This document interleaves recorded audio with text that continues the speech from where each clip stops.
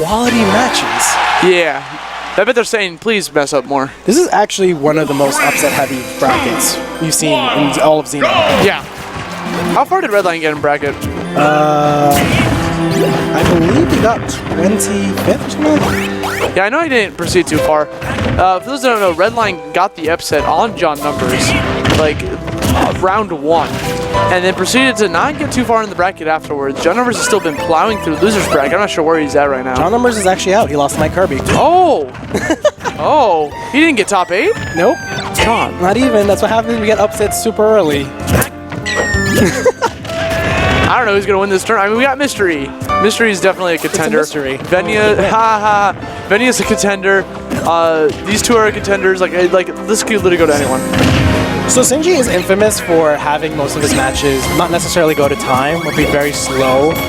Sage is one of the few players in this region that actually kind of forces him to play super quick. I mean, he plays his own breaker. When you're playing a character like Fox, you just gotta get back in there. And this is something I see Sinji do in this dekillsage do in this matchup.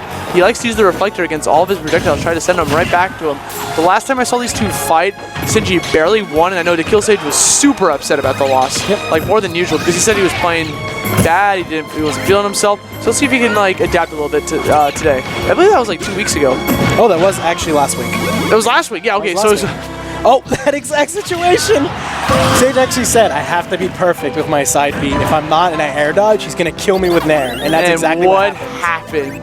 What happened, Helper? Tell he just tell the crowd. Died to Nair. He air dodged the orange and died to Nair.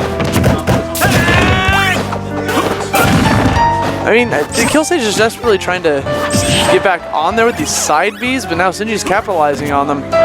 So what you see a lot in this matchup is, so Fox is one of the only zone break. Jab, jab, up smash. That hydrant, it came out of nowhere, and then he up smashed it and it got destroyed. He did not care, my guy. He just got those jabs. Yeah, so I was going to say, sorry, that Fox is one of the few zone breakers in the game that actually forces Pac-Man to play his game.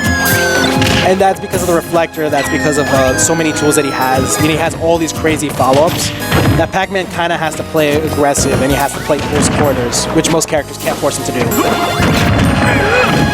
And I agree with that, as, you know, dekillsage is definitely showing here. He's getting into his face, not letting him charge up any fruits whatsoever, not giving him a chance to breathe or set up anything.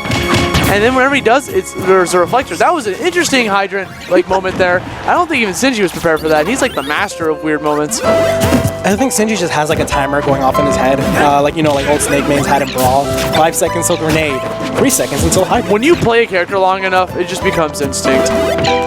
It's like the water's gonna come out now, so I'm gonna grab /F smash / do something to mess you up. I see dekillsage chilling back, shooting some lasers to rack up damage instead of getting greedy and getting off stage. He knew that Sinji was gonna hold shield there, so he just walked up and did a grab. He chills once again, goes for the trump. He knows he's completely vulnerable if he doesn't go back to the stage. That was super smart of Sinji to go back onto the stage, throwing the hydrant down and give him a little bit of leverage here. He definitely wanted that jab, jab, up smash. Yeah, Sage is just looking for it. Oh, he's in a bad spot, but great tech. He's in a super bad spot, but he gets back on the stage. Sinji doesn't capitalize on the edge guard. Uses the side B to get back onto the ledge. Sinji trying to get that back air, trying to read another side B. He starts to charge through a little bit. He gets a little bit set up with that hydrant, using the Nair out of shield from the water.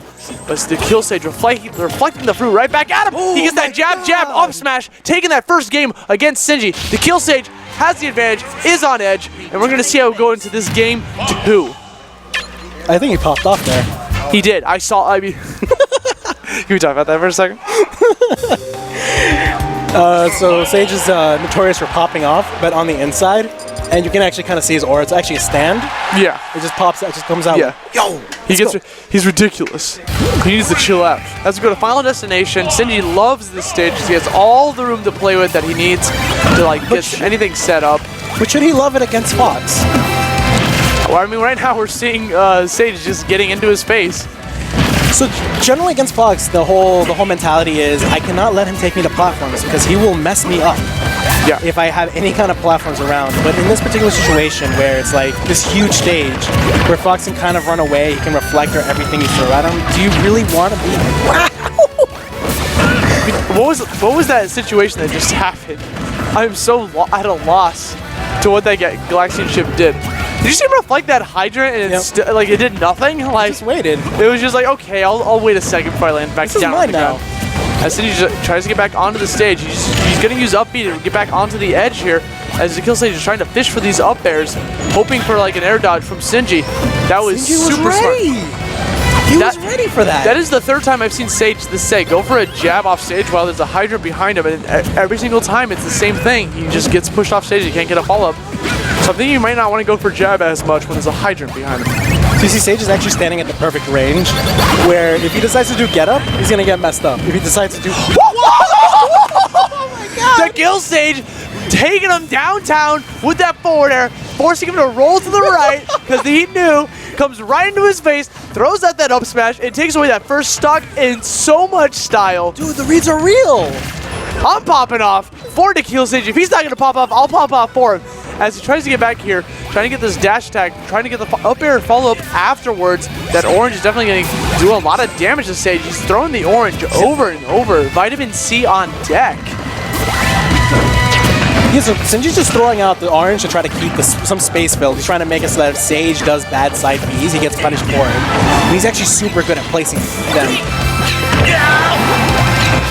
Now we see Sinji go for an edge guard opportunity with that back air, but then dekillsage answering right back by getting right in front of his face, going for a grab, keeping him off stage as hard as he can. That was such a great bait from Sage, trying to force Sinji to use the hydrant. He just rolls away from it, expecting it to come, because he definitely would have taken the damage if he chills that close to the edge. Oh, Sinji's at kill percent. It has to be. Wow, that DI was so good. He is still living. The hydrant stopping the apple dead in its tracks as Sinji has a possible death-kill combination here as he goes for the double jab up smash. dekillsage redeeming himself from this last week's loss against Sinji with a clean 2-stock game 2. That was beautiful. I mean, that really showed. He was already going. He was